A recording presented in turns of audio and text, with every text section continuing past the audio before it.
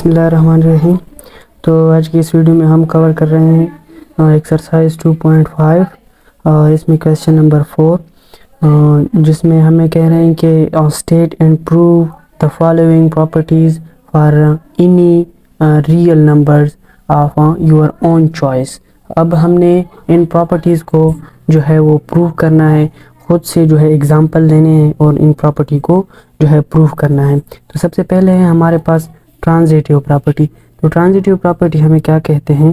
Transitive property हमें कहते हैं कि फॉर ऑल, ये जो उल्टा ए लिखते हैं हम, ये फॉर ऑल के लिए यूज़ होता है। तो कह रहे हैं कि फॉर ऑल ए बी और सी बिलोंग टू रियल नंबर, ये रियल नंबर से बिलोंग करेंगे अगर हमारे पास अगर हमारे पास ए बी के बराबर है, ए बी के बराबर है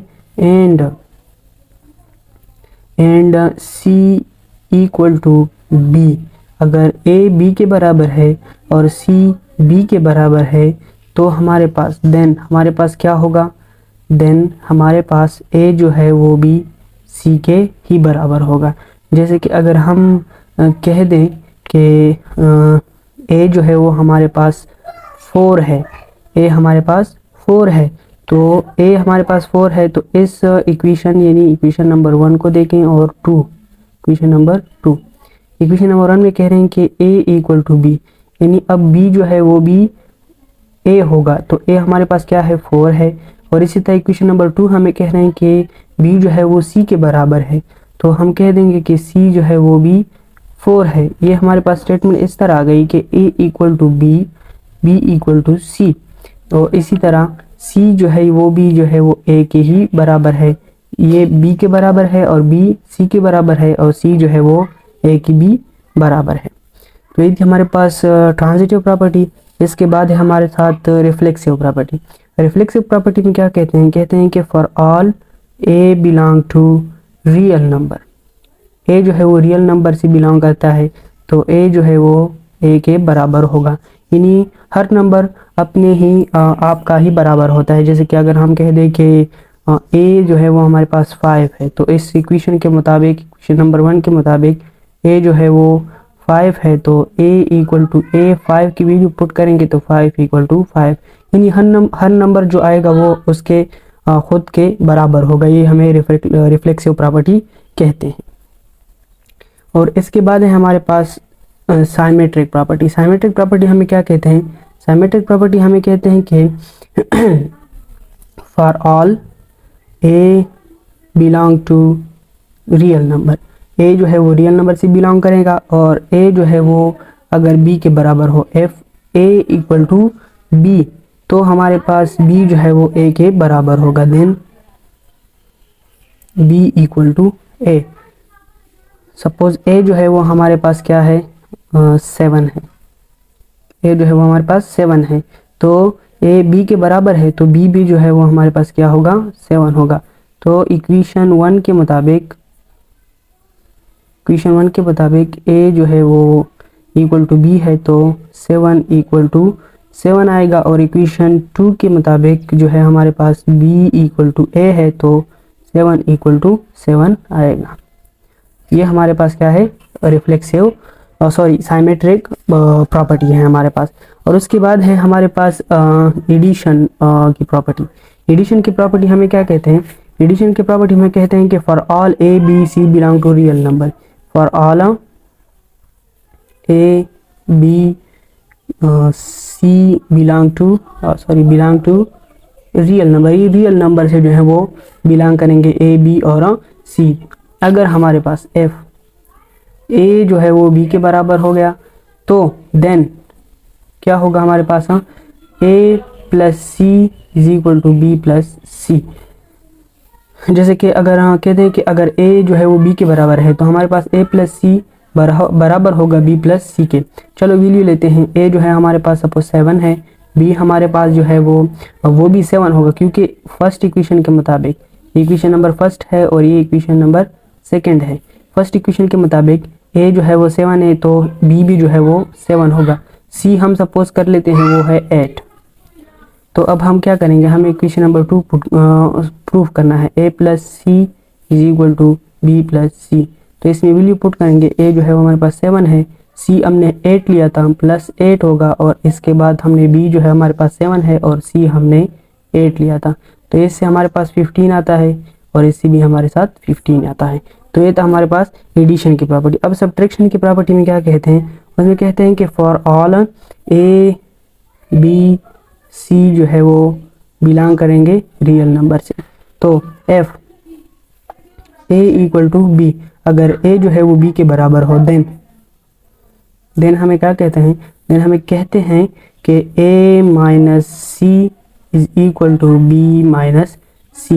ये इक्वेशन फर्स्ट और ये इक्वेशन सेकंड। तो अब हमने वैल्यू लेनी है। ए सपोज हमारे पास 9 ले लेते हैं, और तो फर्स्ट इक्वेशन के मुताबिक ए जो है वो बी के बराबर होगा, तो बी जो है वो भी 9 होगा। सी ले लेते हैं, सी वैल्यू सपोज हमारे पास क्या है, हमारे पास सपोज सी हमारे पास है 10 ले लेते हैं। तो ए हमारे पास क्या है 9, और सी हमारे पास क्या था, सी हमारे पास था 10, और इसी के साथ 9 माइनस 10, तो ये हमारे पास क्या होगा -1 इज इक्वल टू -1। तो ये था हमारे पास सब्ट्रैक्शन की प्रॉपर्टी। इसके मल्टीप्लिकेशन की प्रॉपर्टी में हमें कहते हैं कि for all A B C belong to real number. अगर ए बी सी जो है वो रियल नंबर से बिलोंग करते हैं तो हमारे पास क्या होगा, if A equal to B. अगर ए जो है हमारे साथ बी के बराबर हो तो देन क्या होगा हमारे साथ, then A cross C is equal to B cross C. A multiply C is equal to B multiply C होगा अगर ए हमारे साथ बी के बराबर हो। चलो वैल्यू लेते हैं। ए हमारे पास सपोज 3 है और बी जो है वो भी हमारे पास 3 होगी। फर्स्ट इक्वेशन के मुताबिक ए इक्वल टू बी, तो बी भी जो है वो हमारे पास 3 होगी। सी की वैल्यू ले लेते हैं, सपोज 4 है, तो इस इक्वेशन में पुट करते हैं इक्वेशन नंबर 2 में। ए की वैल्यू क्या है हमारे पास 3 और मल्टीप्लाई सी की वैल्यू हमारे पास क्या है 4 इज इक्वल टू बी हमारे साथ 3, सी हमारे पास क्या है 4। तो इससे हमारे पास क्या होता है 3 4 ज़ा 12 आता है, और इससे भी 3 4 ज़ा 12 आता है। तो ये थी हमारे पास मल्टीप्लिकेशन की प्रॉपर्टी। और अब देखते हैं डिवीजन। डिवीजन की प्रॉपर्टी हमें क्या कहते हैं। डिवीजन की प्रॉपर्टी में हमें कहते हैं कि for all A B C जो है वो हमारे साथ बिलोंग करेंगे रियल नंबर से, एंड सी जो है वो 0 के बराबर नहीं होगा।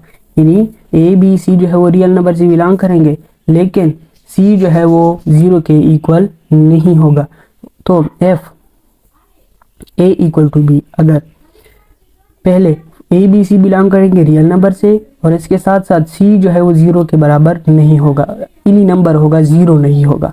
तो इसके बाद अगर ए इज इक्वल टू बी हो गया, अगर ए जो है वो बी के बराबर हुआ देन तो हमारे साथ क्या होगी, तो हमारे पास ए डिवाइड बाई सी जो है वो बी डिवाइड बाई सी के बराबर होगा। देखते हैं ए जो है हमारे पास बी के बराबर है, तो ए की वैल्यू हम ले लेते हैं 7, तो बी की वैल्यू भी हमारे पास क्या आ जाएगी 7 आ जाएगी। और इसी तरह सी जो है वो हमने 0 नहीं ले सकते, आगे आपकी मर्जी है जो वैल्यू आप ले, तो हम सी ले लेते हैं। सपोज हमारे पास सी जो है वो 8 है, तो हमारे पास इस इक्वेशन में हम इसको पुट करेंगे इक्वेशन 2 में। ये हमारे पास इक्वेशन 1 है, इक्वेशन 2 में पुट करते हैं तो A divide by C is equal to B divide by C. तो ये हमारे साथ क्या आएगा, ए जो है वो हमारे पास क्या है 7 है, और सी जो है वो हमारे पास क्या है 8 है, और बी भी हमारे साथ क्या है 7, और सी जो है हमारे पास 8 है। तो ये थी हमारे पास डिवीजन की प्रॉपर्टी। तो ये हमारे पास एक्सरसाइज जो है वो क्लास 8 की चैप्टर नंबर 2 की एक्सरसाइज 2.5 जो है वो कंप्लीट हो गई है। एक्सरसाइज 2.5 कंप्लीट हो गया है। तो इसके बाद रिव्यू एक्सरसाइज है।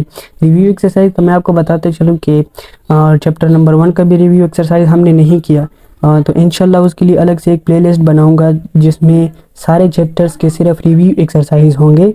एक एक वीडियो होगी हर रिव्यू एक्सरसाइज की। वो वीडियो थोड़ी लंबी होगी लेकिन मुकम्मल वीडियो होगी, एक एक एक्सरसाइज होगा उसमें। सिर्फ वो एक एक्सरसाइज की 2 या 3 वीडियो नहीं आएंगे, बस एक ही एक्सरसाइज वीडियो में हम एक रिव्यू एक्सरसाइज सॉल्व करेंगे। जितने चैप्टर हैं उतने वीडियो आएंगे हमारे साथ, तो वो चैप्टर भी आप लाजमी देखना। एंड में जो है वो हम सारे जो है वो इंशाल्लाह सॉल्व करेंगे। तो आज के लिए इतना ही। अपना और अपने दोस्तों का ख्याल रखिएगा। अल्लाह हाफिज़।